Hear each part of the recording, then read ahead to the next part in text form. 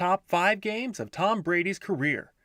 Tom Brady played in 285 regular season games for the Patriots, starting 283 of them before breaking out of Bill Belichick's Patriots panel colony and escaping to Tampa Bay Buccaneers.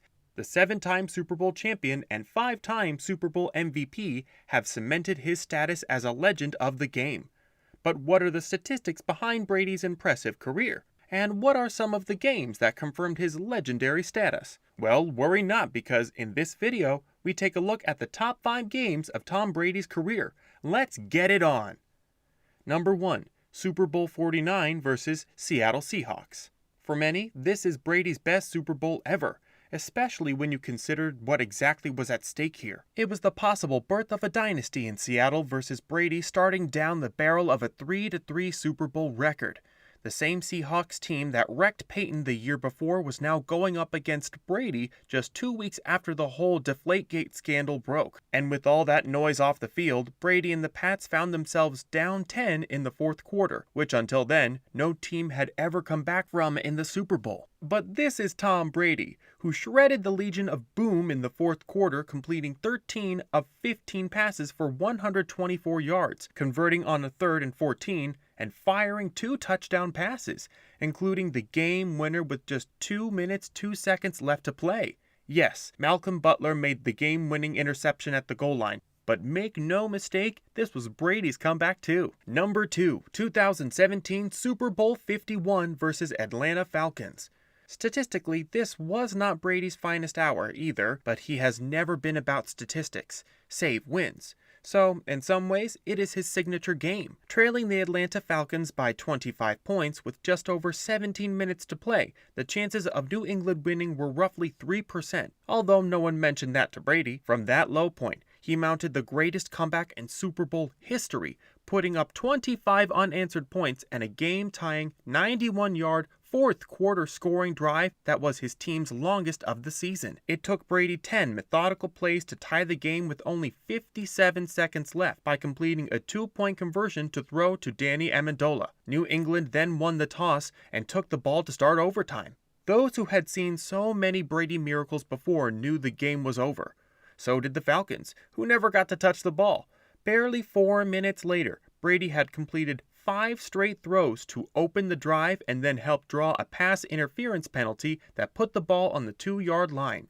Running back James White did the rest. Brady had a horrendous first half that included a pick six, but over those final 17 minutes and the 4 minutes of overtime, he was 21 of 28 for 246 yards, 1 touchdown pass, and a 2-point conversion throw.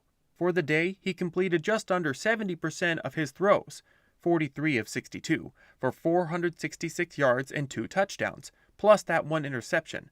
What those numbers translate into is that over the game's critical final 21 minutes, Brady completed 75% of his passes, 21 of 28, for more than half of his total passing yardage, and took 3 sacks without panicking, and made a deadly error that would finish his team. Hemingway would have called it grace under pressure. People in New England just called it Tom Brady doing Tom Brady things. Either way, Brady left Houston's NRG Stadium with his 5th ring, 4th Super Bowl MVP, and full GOAT status in the eyes of his peers. Number 3, Patriots at Dolphins, 2011. Tom Brady's earned many adjectives throughout his career. Some are more common than others. Those include surgical, accurate, and precise. All of those words were appropriate on the first Monday night of this season when Brady's pinpoint control was on display at a level rarely seen before. In the oppressive South Florida heat, Brady was unconscious. He threw for a personal high of 517 yards, and though 99 of them came from 1 pass to Welker, it doesn't diminish his lights-out performance. He went in the history books for his effort, and deservedly so. Brady threw as often and completed as many passes as he did in his Super Bowl 38 MVP performance. More on that later. And he averaged more than a first down per throw. He was hitting every route and to every receiver. He found Welker short, Matthew Slater and Aaron Hernandez deep, and Rob Gronkowski and Deion Branch on everything in between. Even Chad Ochino had a catch. I'm telling you, Brady was on that night. The 99-yard pass to Wecker was Brady's night encapsulated in one moment. Brady's throw arced over Dolphins cornerback Benny Sapp's head and into Wecker's hands in stride down the left sideline. It was a throw that, for many quarterbacks,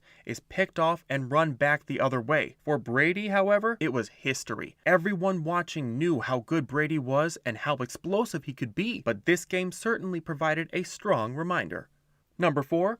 2019 AFC Championship game versus Kansas City 2. As is often the case with Brady, this was a game when statistically it might seem he was outmatched by the young Patrick Mahomes, the quarterback he last faced in Super Bowl 55. Well, as Mark Twain once wrote, there are 3 kinds of lies.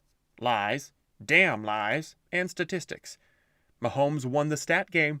Brady won the football game. Then 41 years old and, in theory, at least in the twilight of his career, this game was built up as the passing of the torch. Not so fast. While Mahomes threw for 295 yards and 3 touchdowns and had a 117 QB rating, he ended up getting his fingers burned by Brady, who saved his best for the game's biggest moments. On the day, Brady struggled, throwing 2 interceptions and finishing with an inefficient QB rating of only 77.1. But twice he found his team trailing in the fourth quarter, and twice he brought them back before a last-seconds Chiefs field goal forced overtime. That's when Mahomes made a fatal mistake. He lost the overtime coin flip. Brady got his hands on the football first and made sure Mahomes wouldn't see it again until the following September, driving his team 75 yards in 13 plays by converting 3 third and 10 passes to keep that game-winning drive alive.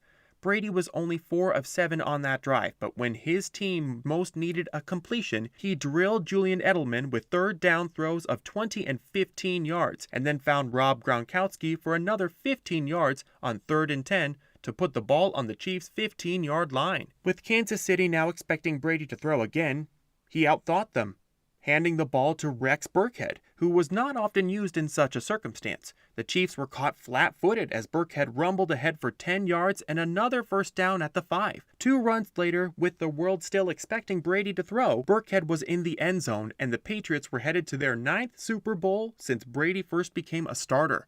They won it again. Number 5, 2002 Super Bowl 36 versus Rams. You can't win 7 Super Bowls if you don't win the first one.